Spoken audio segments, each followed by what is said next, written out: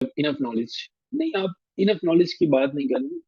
इस चीज का क्या पैरामीटर है कि जब हमें पता चल जाए कि हमारे पास इनफ नॉलेज हो गया है?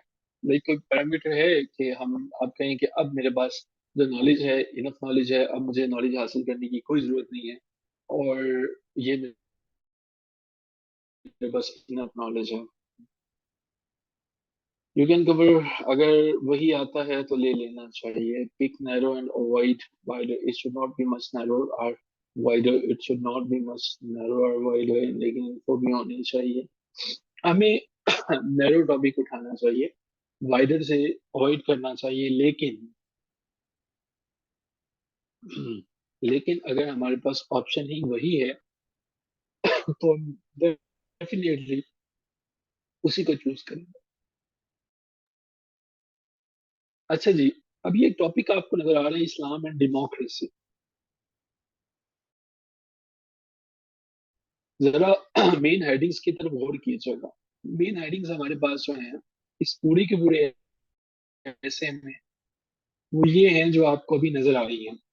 इस्लाम एंड डेमोक्रेसी में इंट्रोडक्शन मेन हेडिंग है, Islam and democracy, historical context main heading है, theoretical framework of Islam and democracy, Islamic concept of governance जो है ये मेन हेडिंग है। अब एक चीज जरा नोट कीजिएगा और मुझे बताइएगा कि क्या ये जो मेन हेडिंग्स हैं, ये सारी की सारी main headings compatibility of Islam and democracy, ये हमारे पास जो है वो basic compatibility between Islam and democracy, हमारे पास ये सारी की सारी क्या मेन टॉपिक की तरफ रिफर बैक करती हैं?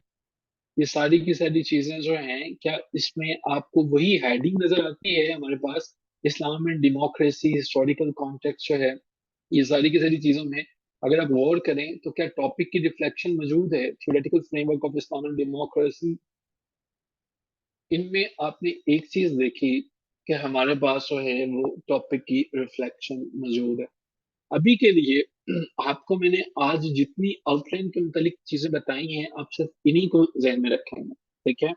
आप इन्हीं को जहन में रखेंगे और ये देखेंगे कि हमारे पास जो इंट्रोडक्शन होगा, जो मेन हेडिंग्स हैं, वो सब के सब रिफर बैक करनी चाहिए हमारे मेन टॉपिक की तरफ, वो टॉपिक से हटनी नहीं चाहिए।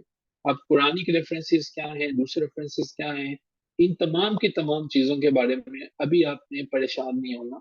अभी आप सिर्फ क्या करेंगे, एक टॉपिक वहां से उठाएंगे और उस टॉपिक को उठाने के बाद उसके ऊपर एक इस तरह से आउटलाइन बनाएंगे कि उस आउटलाइन के अंदर जो है आपकी मेन हेडिंग जो है वो आपके टॉपिक की तरफ रिफर बैक कर रहे हैं, टॉपिक की तरफ रिफर बैक कर रहे हैं। तो मेन हेडिंग जब टॉपिक की तरफ रिफर बैक करेंगे, आपके लिए इजी हो जाएगा कि आप सारे के सारे पॉइंट्स को आसानी से बता सकें, आप एक्सप्लेन कर सकें। सो हमें जो है अभी आपकी असाइनमेंट सिर्फ ये रहेगी कि आप अपने इस पर्टिकुलर फाइल में जो स्क्रीनशॉट लिया है आपने, आपके ग्रुप में भी मालूम शेयर कर देते हैं, उसमें से कोई भी अपनी मर्जी का टॉपिक उठाएंगे, मेन हेडिंग सब हेडिंग्स बनाएंगे और उन सब हेडिंग्स को कोशिश करेंगे कि आपके वो टॉपिक से रिलेटेड है, वो टॉपिक की तरफ रिफर बैक करें, वो टॉपिक की तरफ जो है वो जाए। पहली असाइनमेंट ये है। दूसरे नंबर पे मुझे बताइएगा कि 18 अप्रैल यानी आज की वोकैबुलरी आपके साथ ग्रुप में शेयर की गई थी, कितने लोग ऐसे हैं जिन्होंने उसको तैयार किया हुआ? How many of you have prepared the vocabulary?